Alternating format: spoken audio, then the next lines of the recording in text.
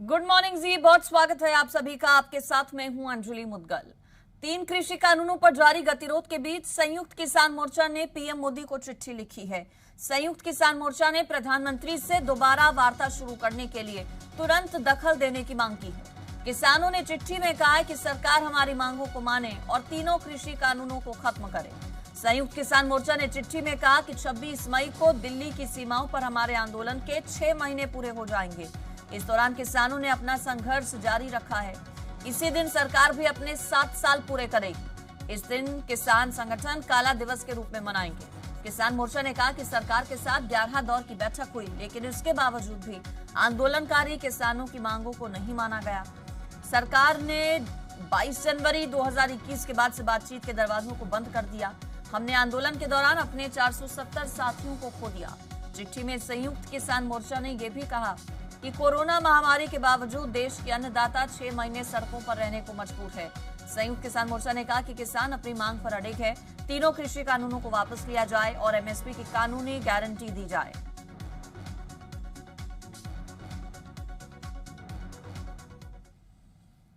और किसान आंदोलन के दौरान लालकिला हिंसा मामले में दिल्ली पुलिस की क्राइम ब्रांच ने चार्जशीट दाखिल कर दी है।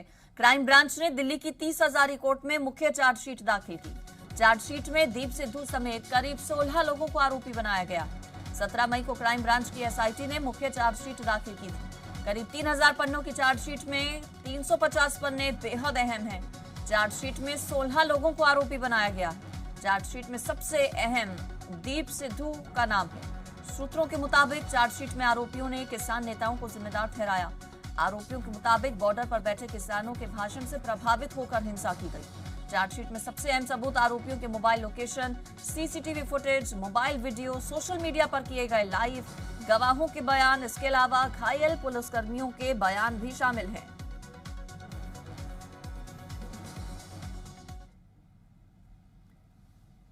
कुरुक्षेत्र के इस्माइलाबाद स्थित एक पैलेस मालिक और किसानों के बीच बातचीत का वीडियो वायरल हो रहा है। दरअसल निजी पैलेस में खेल मंत्री संदीप सिंह कोरोना बचाव किट वितरित करने आए थे, जिसकी भनक किसानों को लग गई, लेकिन किसानों के पहुंचने तक खेल मंत्री जा चुके थे। इसके बाद किसानों ने निजी पैलेस मालिक को चेतावनी दी कि भविष्य में इस तरह का आयोजन ना करें।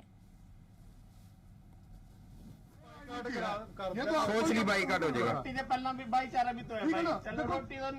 किसान यूनियन सारी इस्माइलाबाद सुरभि पैलेस ਦੇ ਵਿੱਚ ਇਕੱਠੀ ਹੋਈ ਹੈ। ਸਦੂਆ ਤੋਂ ਮੇਰੇ ਇਧਰ ਆਵਾਂਗੇ, ਮੈਂ ਕਿਸੇ ਹੋਰ ਬੰਦੇ ਦੇ ਨਾਮ ਬੁਲਾਉਣ ਲਾ ਲਿਓ। ਅਸੀਂ ਲਾਈਵ ਵੀਡੀਓ ਦੇ ਵਿੱਚ ਇੱਕ ਗੱਲ ਆਖਣ ਲੱਗਿਆ ਵੀ ਜੇ ਦੁਬਾਰਾ ਸੰਦੀਪ ਸਿੰਘ ਤੇਰੇ ਇੱਥੇ ਆ ਗਿਆ ਜਾਂ ਤੂੰ ਉਹਨੂੰ ਬੁਲਾਇਆ, ਜੇ ਉਹ ਤੂੰ ਬੁਲਾਇਆ ਉਹਨੂੰ, ਅਸੀਂ ਤੇਰੇ ਪੈਲਸ ਦੇ ਬਾਹਰ ਧਰਨਾ ਲਾ ਦੇਣਾ, ਫਿਰ ਸਾਡਾ ਗੁਨਾਹ ਨਾ ਕੱਢੀ। ਠੀਕ ਹੈ, ਆਪਣੀ ਰੋਜੀ ਰੋਟੀ ਲਈ ਬਾਈਕਾਟ ਕਰਾ। ਸੋਚ ਲਈ ਬਾਈਕਾਟ ਹੋ ਜਾਏਗਾ। ਰੋਟੀ ਦੇ ਪਹਿਲਾਂ ਵੀ ਭਾਈਚਾਰਾ ਵੀ ਤੋਇਆ ਭਾਈ, ਚਲੋ ਰੋਟੀ ਤਾਂ ਨਹੀਂ ਮਿਲਾ ਦੀ। किसान यूनियन सारी इस्माइलाबाद सुरभि पैलेस ਦੇ ਵਿੱਚ ਇਕੱਠੀ ਹੋਈ ਹੈ। ਸਦੂਆ ਤੋਂ बड़ी खबर हिमाचल के कुल्लू से। हिमाचल प्रदेश के कुल्लू में एनएचपीसी की निर्माणाधीन सुरंग ढह गई। हादसा भुंतर के पास गड़सा में पंचनाला इलाके में हुआ है। 4 मजदूरों की इसमें मौत हो गई, जबकि 2 मजदूरों का रेस्क्यू किया गया। एक मजदूर घायल है, एक पूरी तरह से सुरक्षित है। हादसे में मरने वाले 4 लोगों में एक सिरमौर, एक नेपाल, एक दार्जिलिंग और एक पालगी गड़सा का था। निर्माणाधीन सुरंग ढहने से हादसा हो गया, जिसमें 4 मजदूरों की दर्दनाक मौत हो गई। 2 को वक्त रहते रेस्क्यू कर लिया गया। कुल 6 मजदूर यहां पर मौजूद थे। एनएचपीसी स्टेज 2 के गड़सा से ऊपर मनिहार गांव के ऊपर लगभग 1.5 किलोमीटर ऊपर जो होलना की जो इनकी साइट है, जो एक मेन टनल के साथ में एक साइट ट्रिब्यूटरी टनल जिसे हम कह सकते हैं, तो वहाँ लगभग 300 मीटर अंदर 6 कामगार थे कुल। तो उनमें से जो वहाँ टनल खुदाई का काम जो है वो चला हुआ था और एक बहुत बड़ी चट्टान ऊपर से नीचे गिरी, जिसकी चपेट में 6 में से 4 लोग जो है वो वहाँ आ गए और मृतक हो गए। 2 जो है उनकी जान बच चुकी है। पंजाब के मुख्यमंत्री कैप्टन अमरिंदर सिंह ने जी पंजाब हरियाणा हिमाचल की खबर को ट्वीट किया। अपने गांव में लॉकडाउन लगाने और लोगों को तुरंत टेस्टिंग और वैक्सीनेशन कराने को लेकर जागरूक करने के लिए पंजाब के कुछ सरपंचों की कोशिश की सराहना की। मुख्यमंत्री ने कहा कि पंजाब के मोगा के बनखंडी गांव के नौजवान सरपंच सख्ती बरत रहे हैं। जिससे इस गांव में कोविड का एक भी मामला सामने नहीं आया। जी पंजाब हरियाणा हिमाचल की तरफ से इस खबर को दिखाया गया था और उसी को शेयर किया गया पंजाब के मुख्यमंत्री कैप्टन अमरिंदर सिंह की तरफ से।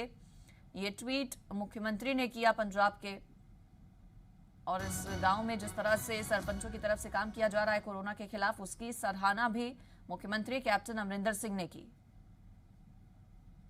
तो ये दो अलग अलग तस्वीरें, सरपंचों की कोशिशों की सराहना मुख्यमंत्री की तरफ से। जी पंजाब हरियाणा हिमाचल ने इस खबर को दिखाया था। महामारी के इस दौर में मुनाफाखोरों से सावधान रहना बेहद जरूरी है। वहीं पंजाब और हरियाणा की सरकारें भी लगातार मुनाफाखोर हैं उन पर सख्त कार्रवाई कर रही है। पंजाब के स्वास्थ्य मंत्री बलबीर सिंह सिद्धू और हरियाणा के स्वास्थ्य मंत्री अनिल विज ने यह साफ कर दिया है कि इस संकट की घड़ी में मुनाफाखोरों पर सख्त कार्रवाई अमल में लाई जाएगी।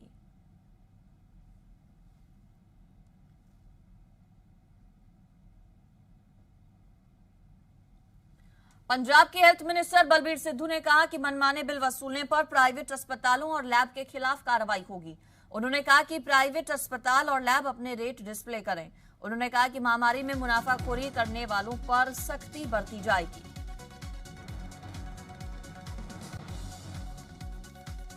रेट तय कीते ने, कोविड के रेट तय कीते ने, बकायदा तुहाडे सामने जिहड़े रेट डिस्पले होणगे वो बकायदा साडे तय कीते रेट होणगे। सीजीएच वालों रेट तय कीते गए ने, उन्होंने कोड वास्ते बकायदा एक्सट्रा पैसे भी लाए हुए ने, बैड के उत्ते एक्सट्रा चार्ज भी किए हुए ने। ये नहीं कि भी सरकार रेट, सेंटर गौरमेंट ने रेट तय कीते ने, तो वो सारे असीं इंप्लीमेंट करावांगे। कोरोना महामारी के बीच प्राइवेट लैब द्वारा मनमाना बिल वसूले जाने पर पंजाब हरियाणा हाईकोर्ट ने सख्त रुख अपनाया। हाईकोर्ट ने केंद्र सरकार से पूछा है कि क्या केंद्र सरकार प्राइवेट लैब पर नियंत्रण के लिए किसी रेगुलेटरी अथॉरिटी का गठन कर सकती है।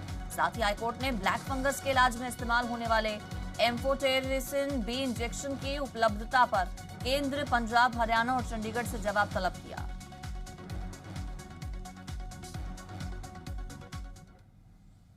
पंचकुला के प्राइवेट पारस अस्पताल के खिलाफ विधानसभा स्पीकर ज्ञानचंद गुप्ता की ओर से स्वास्थ्य मंत्री अनिल विज को की गई शिकायत पर एक्शन लिया गया है।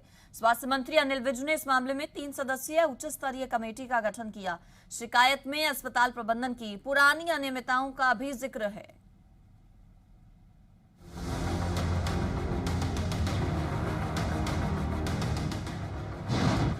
अस्पतालों की मनमानी पर सख्त सरकार, मनमाने बिल वसूलने पर कसी जाएगी लगाम। स्पीकर की शिकायत पर एक्शन में आई सरकार। महामारी में मुनाफाखोरी नहीं चलेगी।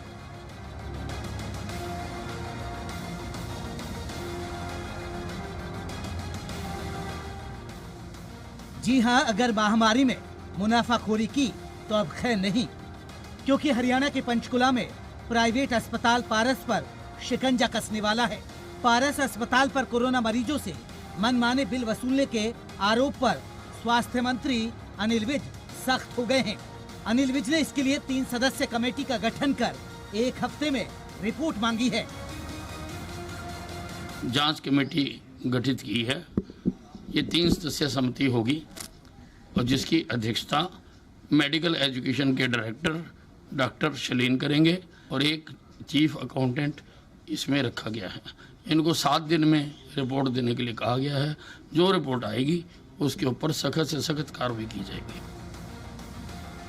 स्वास्थ्य मंत्री ने साफ कर दिया है कि अगर किसी भी निजी अस्पताल ने तय रेट से मनमाने बिल वसूले तो कड़ा एक्शन होगा। दरअसल विधानसभा स्पीकर ज्ञानचंद गुप्ता की ओर से स्वास्थ्य मंत्री को पारस अस्पताल की शिकायत भेजी गई थी, जहां आरोप था कि कई लाख रुपए का बिल बनाकर मरीजों को लूटा जा रहा था। कि जो लोग ब्लैक मार्केट कर रहे हैं, काला बाजारी कर रहे हैं, इस मानवता की सहायता करने के स्थान पर काला बाजारी कर रहे हैं, ऐसे लोगों को जेल के अंदर डालना चाहिए। स्वास्थ्य मंत्री के इस एक्शन से साफ हो गया है कि अगर प्राइवेट अस्पतालों ने मनमर्जी की तो उन पर कार्रवाई का चाबुक चलना तय है, और होना भी यही चाहिए, क्योंकि कोरोना काल में कई निजी अस्पतालों पर आरोप लगे हैं कि वो महामारी में मुनाफाखोरी कर रहे हैं। आगे बढ़ेंगे। हरियाणा सरकार बीपीएल परिवारों के कोरोना मरीजों के इलाज का पूरा खर्च उठाएगी। सीएम मनोहर लाल ने प्रशासनिक सचिवों और जिला उपायुक्तों के साथ वीडियो कॉन्फ्रेंसिंग के दौरान समीक्षा बैठक में इसकी घोषणा की। ये लाभ उन बीपीएल परिवारों को मिलेगा जो आयुष्मान भारत योजना में शामिल नहीं है।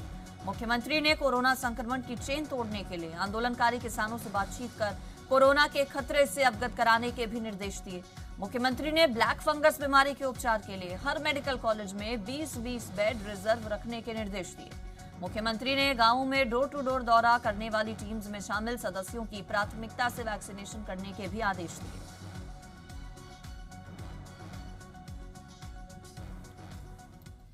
पंजाब के हेल्थ मिनिस्टर बलबीर सिद्धू ने किसानों में कोरोना फैलने के लिए केंद्र सरकार को जिम्मेदार ठहराया।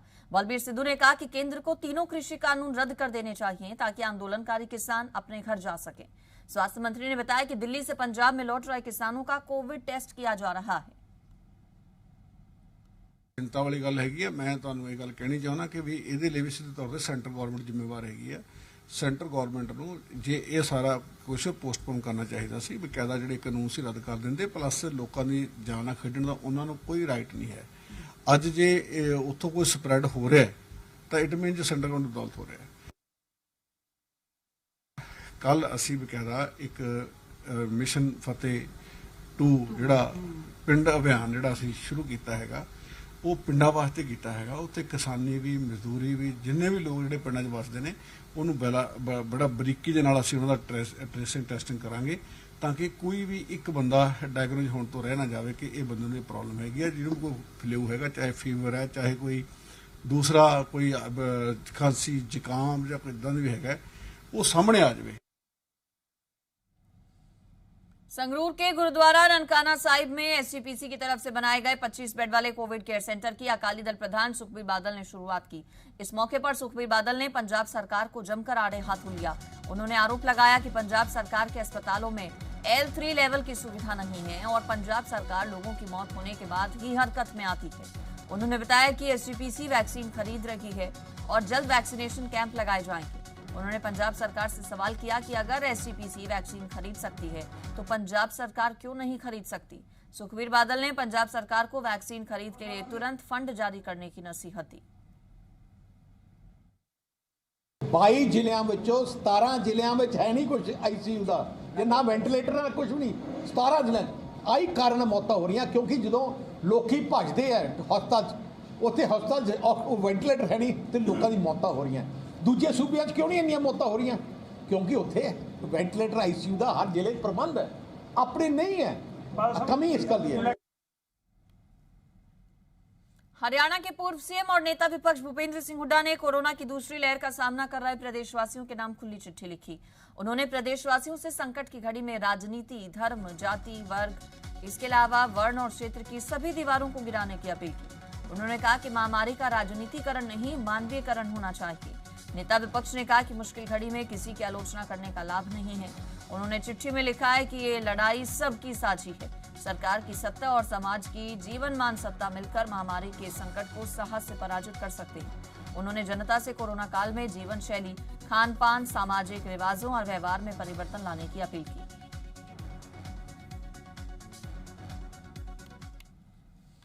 फतेहाबाद बार एसोसिएशन के पूर्व प्रधान सुशील बिश्नोई ने एसपी को सिरसा सांसद सुनीता दुग्गल के लापता होने की शिकायत दी। उनका आरोप है कि जनता कोरोना से जूझ रही है लेकिन सांसद साहिबा गायब है।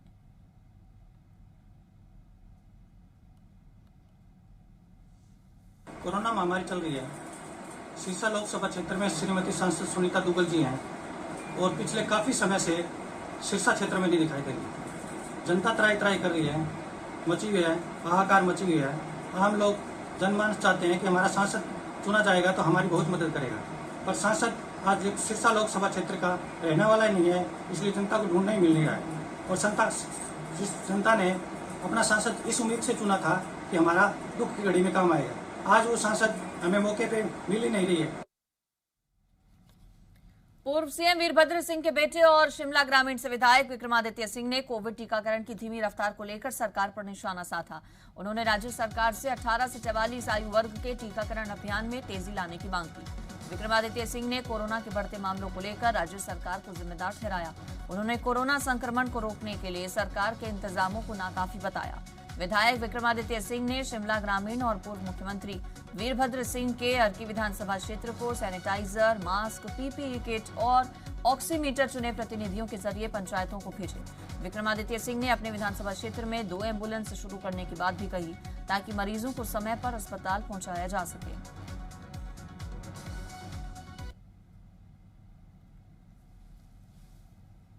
ये सेकेंड वेव आज पूरे देश में, प्रदेश के अंदर जो तबाही मचा रही है, इसमें एक बहुत बड़ा कारण सरकार की लापरवाही की वजह से आज हमको ये चीज़ें प्रदेश के अंदर देखने को मिल रही है। साइंटिफिक तरीके से जो हमारे मेडिकल एक्सपर्ट्स हैं, डॉक्टर्स हैं, उनका पैनल बना के उनकी बातों को, उनकी चेतावनियों को सुनते, तो आज हमको ये दिन और ये नौबत जो आज देश प्रदेश में आई है वो हमको देखने को नहीं मिलती। यहाँ रुकेंगे एक ब्रेक के लिए।